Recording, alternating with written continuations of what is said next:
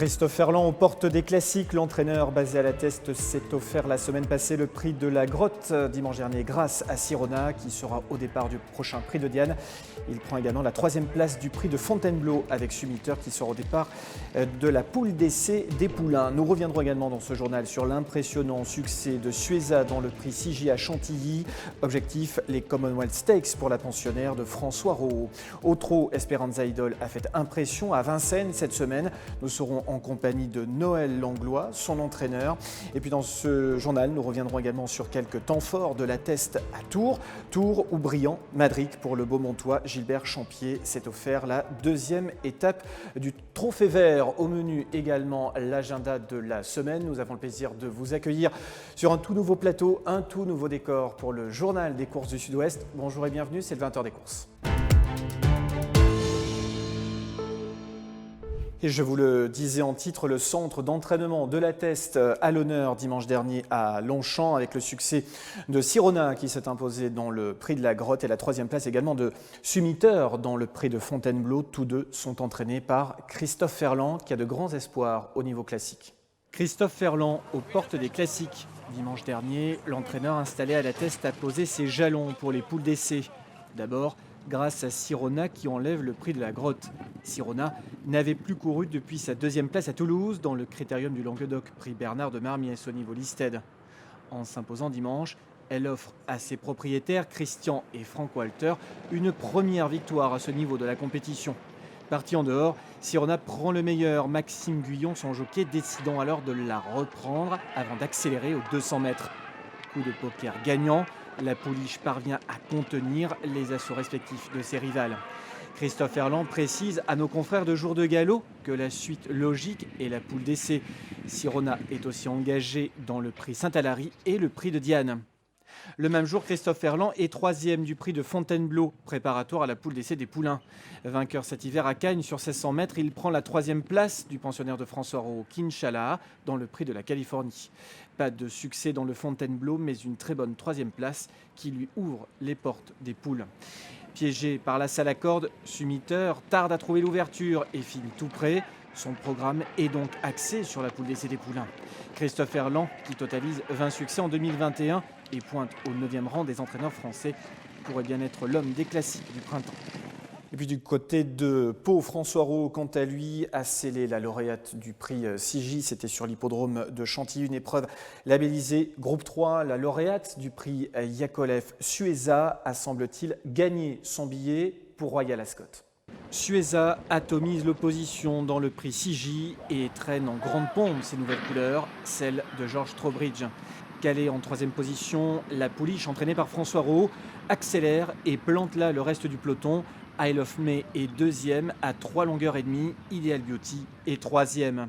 Sueza reste donc invaincue en 3 sorties. Elle offre à son entraîneur un 3e prix CJ en seulement 10 ans. La pouliche pourrait être dirigée vers la Commonwealth Cup au niveau groupe 1 au cours du prochain meeting royal d'Ascot. On passe au trot maintenant à Vincennes. Esperanza Idol n'a pas fait dans le détail la semaine passée. La pensionnaire de Noël Langlois, qui sera avec nous dans quelques instants, n'a semble-t-il jamais été aussi forte. 1, 13, 2 et une victoire en toute décontraction. Esperanza Idol a fait parler la classe ce samedi à Vincennes en s'imposant dans le prix de Langres, course sous la selle disputée sur les 2700 mètres de la grande piste. Calée dans le sillage de l'animatrice East River, Esperanza Idol vient côté corde dans la descente et prend l'ascendant sur sa rivale dans la phase finale, filant au poteau et réalisant son meilleur chrono sur le parcours et la distance. En 2021, la fille de l'irremplaçable championne Fanny Doll a couru 7 fois, signé 2 victoires et pris 3 deuxièmes places.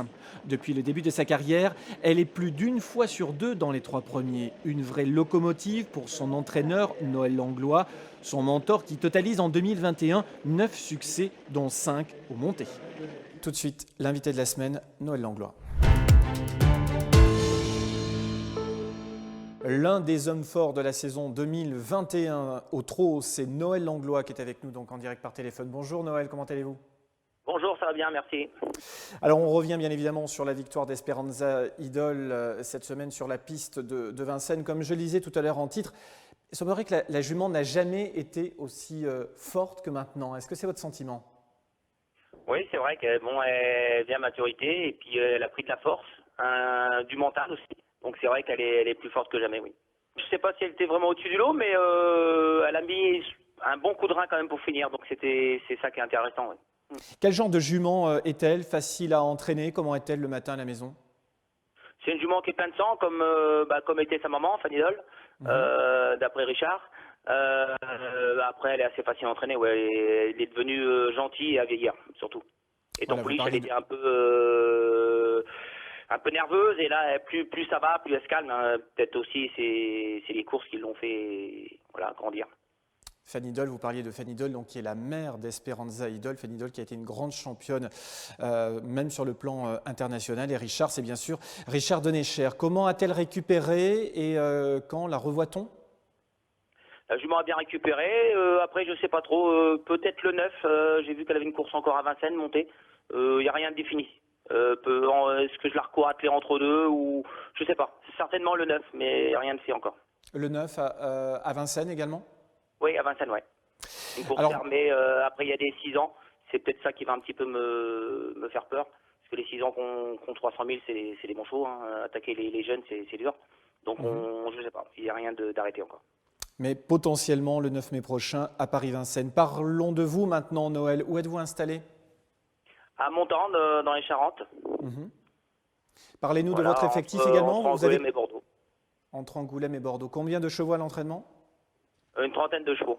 20 chevaux D'accord. à courir et 10 poulains à côté. Alors, quels sont les chevaux à suivre en dehors d'Esperanza Idol? Quels sont les chevaux à suivre dans les prochains mois, dans les prochaines semaines? Un cheval comme Instant Grave, il a une course vendredi à Vincennes. Mhm. C'est un bon élément, ça. Après, si vous voulez, après les chevaux plus pour la province, Hit de la Grave, un cheval qui va débuter la montée dimanche. Après, Histoire Grave, ces chevaux-là, c'est les chevaux à suivre. Un drôle tartifume, c'est les chevaux à suivre. Ça fait partie un petit peu des fers de lance de l'écurie, hein, clairement. Oui, oui, c'est ça, oui. Alors, parlons également de votre outil de travail. On est en train de voir quelques images qui ont été tournées par l'une de vos collaboratrices. Votre piste, votre ligne droite également. Et j'ai relu l'article d'Olivier Borgnat, notre confrère de Paris Turf, cette semaine. Cette fameuse ligne droite qui a été un vrai plus, bien évidemment, dans votre manière d'entraîner et pour entraîner les chevaux.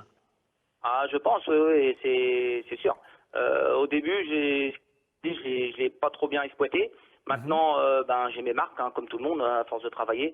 Et ouais, c'est vrai que c'est un bel outil. Et puis, ouais, travailler en ligne droite, j'aime ça en plus. Donc après, ça convient pas à tous les chevaux. Donc c'est pour ça qu'on a une piste ronde à côté.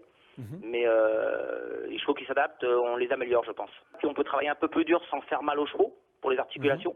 C'est vrai que de tourner sur les pistes rondes, forcément, les rotules, les genoux, les articulations dérouillent un petit peu, hein.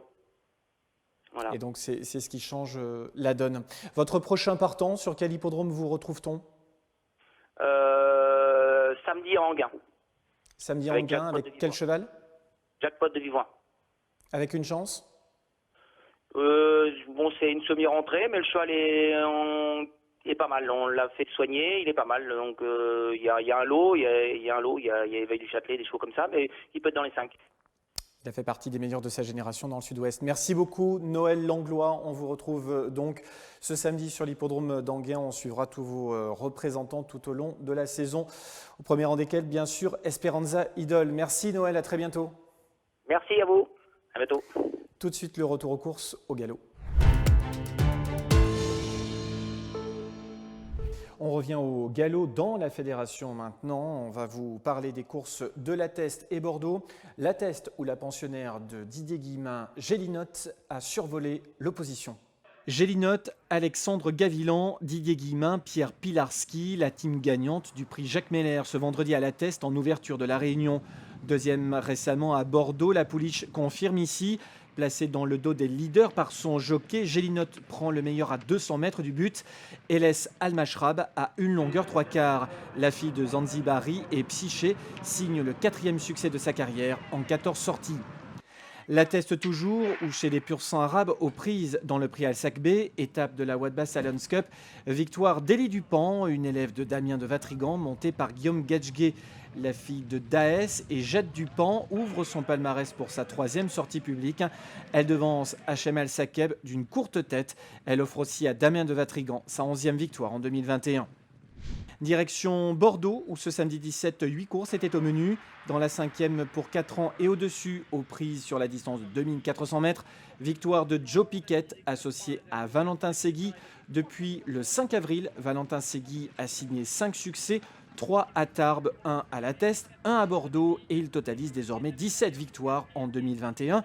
Derrière Anthony Crastus et Julien Auger, 18 victoires, mais devant Jean-Bernard Ekem, Valentin Segui, un homme à suivre pour vos prochains jeux. Dimanche 18 à Royan, dans un Méden pour 3 ans, victoire de Moshi Moshi sous la selle de Fabrice Véron, nouveau venu dans le sud-ouest. La pouliche offre à son mentor Satoshi Kobayashi une première victoire en terre royanaise. Dernière sortie, elle n'était pas vraiment prête, c'était sa rentrée. En plus, la piste de Machecoul, c'était très lourd. J'ai dit au jockey à monter au classique, mais bon, avec le gagnant, ils ont avancé. Et voilà, c'était un peu dur pour elle. Mais je ne me suis pas trop inquiété parce que voilà, c'était un peu dur. Déroulement de course de dernière fois, c'est tout. Au trot, victoire de Brillant Madric également sur l'hippodrome de Tours dans la 2e étape du Trophée Vert. Brillant Madric qui fait donc triompher les couleurs de Gilbert Champier. Du côté de Toulouse, ce jeudi, les Marty, père et fils, se sont offerts le jumelé dans le prix de la Ville Rose, Grand Prix d'Inavena. La casaque du Beaumontois Gilbert Champier à l'honneur ce dimanche 18 avril à Tours à l'occasion de la 2e étape du Trophée Vert. Le pensionnaire de Laurent Abrivard renoue avec le succès aux dépens d'Étoile du Perche et Clyde Laroche. Brillant Madric, triple lauréat de Quintet, notamment à Beaumont de Lomagne en septembre dernier, remporte sa 19e course en 77 sorties publiques. À Toulouse, ce jeudi 21, le prix de la Ville Rose, Grand Prix d'Inavena, tenait le haut de l'affiche. Jumelé gagnant pour les Marty, père et fils, c'est le pensionnaire de Gérard Marty Doruc, associé à Manu Criado, qui inscrit son nom au palmarès de l'édition 2021 de cette épreuve, qui fait partie des 3 glorieuses toulousaines, avec le Grand Prix du Capitole et le prix Jacou du Périgord, disputé à l'automne. Doruc devance Fakir Mérité pour Franck Marty, donc. Marcello Wib, Dream et Farouk BR complètent l'arrivée. Au classement du GSCSO, Cache du Rib reste en tête avec 10 points. Fakir Mérité et Marcello Wib sont 2e ex-aequo avec 8 points.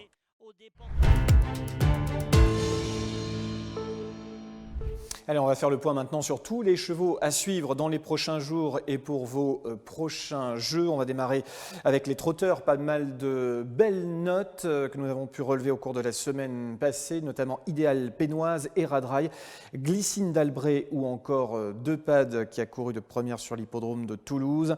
En ce qui concerne les chevaux de galop en plat, Gélinote qui est prise en 41,5 de valeur, qui s'est imposée, semble-t-il, encore avec de la marge. Elle va pouvoir monter de catégorie.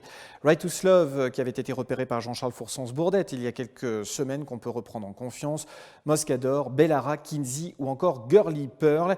Et puis en obstacle, c'était un petit peu la mire du jour dimanche dernier sur l'hippodrome de Royan, pensionnaire de David Cotin, qui est sans doute un futur gagnant à Auteuil, pourquoi pas, vu le style de son succès. Vous avez la possibilité d'aller revoir ses courses, notamment sur la page Facebook de l'hippodrome de Royan-la-Palmyre. Et puis du côté de l'Île-sur-la-Sorgue également, on va revoir quelques images. Je vous emmène là-bas le 19 avril, puisque Quentin Fleury s'est imposé au sulky de Fangio Griff. C'est la casaque de Quentin Fleury qui est à l'honneur ce jour-là. C'est aussi la première victoire du cheval, de quoi se faire plaisir, bien sûr, dans la catégorie des amateurs pour les semaines qui viennent. Voilà pour l'essentiel de l'actualité. Tout de suite, l'agenda de la semaine. Regardons ce qui nous attend cette semaine aux courses. On y va, on prend date avec ce dimanche des courses de trot sur l'hippodrome d'Agen. Il y a également des courses au galop sur l'hippodrome d'Auch et sur l'hippodrome de Toulouse. À noter que les courses d'Angoulême sont reportées dimanche 25. 3 courses plates se courront sur l'hippodrome de La Teste mercredi en matinale. Les autres courses sont reportées ensuite sur l'hippodrome d'Angoulême au mois de mai, puis à Pompadour. Mardi 27, c'est le Quintet sur l'hippodrome de Bordeaux-le-Bouscat. Et ensuite, eh bien, c'est déjà le week-end du 1er mai avec des courses à Carcassonne, Châtelaillon ou encore Langon samedi 1er. Et dimanche 2, on se rendra à Angoulême, Castelsarrasin, Limoges ou encore Tarbes. Voilà pour l'essentiel de l'actualité. On se retrouve demain pour votre nouvelle séquence pronostic en compagnie de Jean-Charles Foursens-Bourdette. L'actu revient jeudi prochain à 20h. D'ici là, portez-vous bien. Salut.